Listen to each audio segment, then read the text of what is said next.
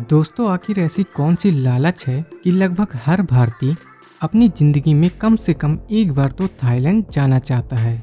इसकी वजह जानकर आप शायद चौंक जाएंगे, मगर वजह वो वजह नहीं है जिसे आप सोच रहे हैं। हालांकि इसमें कोई शक नहीं है कि थाईलैंड की महिलाओं ने भारतीय सैलानियों के दिल जीत रखे हैं। मगर दोस्तों, थाईलैंड जाने की वजह सिर्फ यही नहीं है।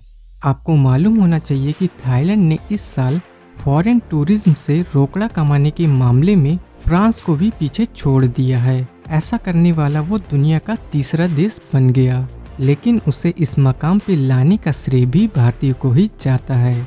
दोस्तों, ये बात गौर करने की काबिल है कि 2017 में थाईलैंड को पर्यटन से 58 अरब डॉलर का रेवेन्यू हासिल हुआ, जिसकी वजह थी 3.5 करोड़ टूरिस्ट का थाईलैंड आना। अगर इसकी तरक्की इसी तरह से जारी रही तो 5 सालों के अंदर थाईलैंड स्पेन को पीछे छोड़कर सेकंड पोजीशन पर आ जाएगा।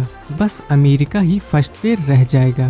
बेशक टूरिज्म इंडस्ट्री थाईलैंड की जान साबित हो रही है, और अगर टूरिज्म को हम थाईलैंड से अलग करके देखते हैं तो इसकी इकोनॉमी 3.3% की दर से आगे बढ़ती, क्योंकि 2018 के पहले 6 मंथ में थाईलैंड की जीडीपी में टूरिज्म इंडस्ट्री 12.4% था। देखा जाए तो यह थाईलैंड की ऑटोमोबाइल इंडस्ट्री के बराबर है, जबकि world travel and tourism council के मुताबिक इसकी जीडीपी घरेलू और विदेशी पर्यटन में 21.2% रही।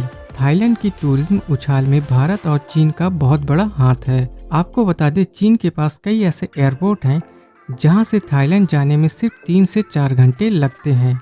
इधर पिछले साल 14 लाख भारतीय थाईलैंड गए, जो कि उसके पिछले साल से 18.2% ज्यादा है।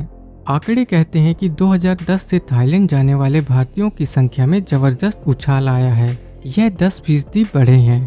थाईलैंड आने वाले टूरिस्ट की संख्या में भारत 2017 में 5वें स्थान पे पहुंच गया था, जबकि 2013 में भारत 7वीं पोजीशन पे था। आप सोच रहे होंगे कि आखिर भारतीय थाईलैंड जाने की इतनी लालच क्यों रखते हैं। दोस्तों, इसकी कुछ खास वजह है।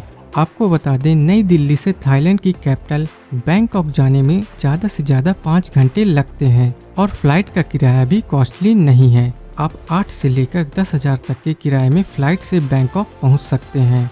यहां पहुंचते ही आपकी आंखें थाईलैंड की खूबसूरती को देखकर चकाचौंध हो जाती हैं, क्योंकि थाईलैंड अपनी खूबसूरत बीचेस की वजह से मशहूर है, जिनकी खूबसूरती दुनिया भर के टूरिस्ट को अपनी तरफ किसी मैग्नेट की तरह खींचती हैं।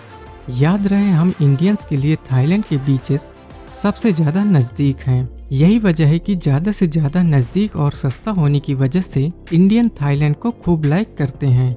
वैसे भी इंडिया की मिडिल फैमिली यूरोप ट्रिप का खर्च उठाने के काबिल नहीं होती, तो इसकी अपेक्षा थाईलैंड ही एकमात्र विकल्प बचता है। दोस्तों, थाईलैंड से भारत का कल्चरल रिलेशनशिप भी है, क्योंकि थाईलैंड के लोग बौद्ध धर्म के अनुयायी हैं और भारत में बौद्ध धर्म का अच्छा खासा सम्मान है। आपको बता दें, दक्षिण पूर्वी एशिया में जाने के लिए थाईलैंड ही मेन कंट्री है। थाईलैंड के जरिए ही आप कम से कम कीमत में पूरे उपमहाद्वीप में घूम सकते हैं। यहाँ घूमने के लिए दिसंबर से लेकर जुलाई तक मस्त मौसम रहता है। ये भी बहुत बड़ी सच्चाई है कि हम भारतीयों को समंदर का नीला पानी और सफ़ेद रेत बेहद आकर्षित करती है।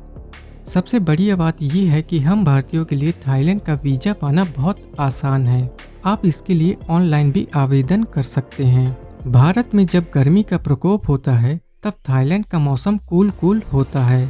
थाईलैंड का स्पाइसी स्ट्रीट फूड भी इंडियंस में बेहद फेमस है, जबकि भारतीय यहाँ आइसक्रीम और सी फूड भी जमकर उड़ाते हैं। यहाँ के कई बड़े बुद्ध मंदिर हैं, जिन्हें देखने की लालसा हम भारतीयों को हमेशा से रही है। इस सीक्रेट से भी इनकार नहीं किया जा सकता कि थाईलैंड में भारतीयों का जाना अपनी फिजिकल नीड को पूरा करना है। इसका बाजार भी थाईलैंड में अच्छा खासा है, मगर शारीरिक संबंधों की चाहत रखने वाले भारतीय और अरब पुरुषों का कैरेक्टर थाईलैंड में कुछ कम ही अच्छा है। यहाँ बैचलर्स और यंग कसिनो और मसाज पार्लर्स का फुल मजा उठा सकते हैं, क्योंकि बैंकॉक के मसाज पार्लर्स बेहद मशहूर हैं। मगर यहाँ कुछ ऐसे पार्लर्स भी हैं जहां आप फैमिली और अपने बच्चों के साथ नहीं जा सकते। आप समझ सकते हैं क्यों? अगर समझ गए तो कमेंट्स में हमें ज़रूर बताएं। साथ ही ये भी बताएं कि आप थाईलैंड क्यों जाना चाहेंगे।